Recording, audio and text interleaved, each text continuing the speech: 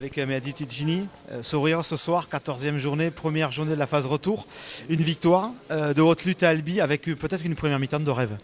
Ouais, une très bonne première mi-temps parce qu'on a scoré d'entrée, on a tenu notre plan de jeu d'entrée dans ce qu'on voulait faire. Donc oui, de ce côté-là, on est plutôt satisfait. Après, plutôt pas déçu parce qu'on a gagné à la fin, tu vois, donc t'es jamais vraiment déçu.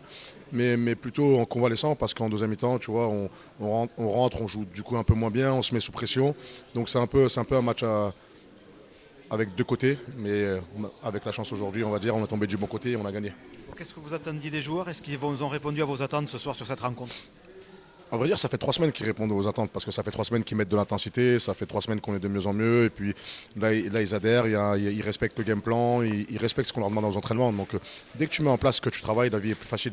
La vie est plus facile parce que tout le monde est connecté et je pense qu'ils ont pris du plaisir. Et le plus important de ce sport, c'est de prendre du plaisir.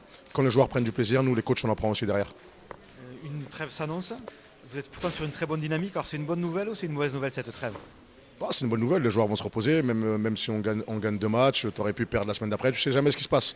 On va profiter de nos vacances comme il faut parce que c'est des vacances qu'ils ont méritées.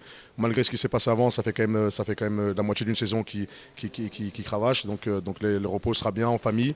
Et après, on attendra Rouen de pied ferme pour continuer à mettre en place notre plan de jeu. Pour revenir justement au plan de jeu et à la première période, on a vu que vous avez beaucoup usé de ballons hauts sur on va dire des zones faibles d'Albi, des petits par-dessus avec votre neuf. Vous aviez vraiment étudié cette faille-là dans le système défensif albigeois?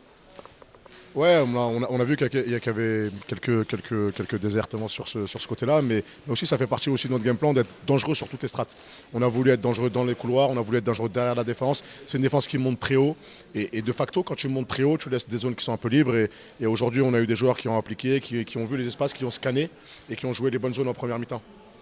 Alors, qu'est-ce qu'on se souhaite pour 2025 puisque c'est le moment des vœux là, on se rapproche de la fin de l'année? Pour 2025, que tout le monde aille bien, que tout se passe bien, que tout le monde soit en bonne santé avec sa famille. Après le rugby, ça reste que du plaisir. Donc le rugby, ça viendra après, on en reparlera avant la semaine de Rouen. Mais surtout, un bon repas pour tout le monde, bien mérité, bien au chaud, un peu de foie gras, un peu de magret, tout le reste, ça ira très bien. Merci beaucoup et bonne fête. Merci beaucoup à vous aussi.